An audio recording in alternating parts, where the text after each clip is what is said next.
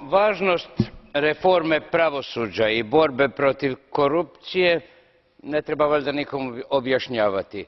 Međutim, kroz ove brojke koje se u izvješću vide, 2,87% za reformu pravosuđa i 0,52% svih sredstava pristiglih u te zemlje o kojima se radi za borbu protiv korupcije, ne vidi se da je dobro ocijenjena važnost tih poteza. Jesmo li zaista sigurni što želimo i kako to želimo napraviti?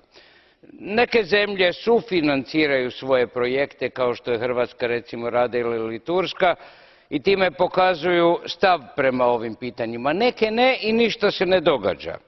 Nedostaju i javna pravila igre na regionalnom planu. U nekim zemljama odbor za korupciju, parlamentarni odbor za korupciju, nadležan je za provođenje istraga, u nekima ne.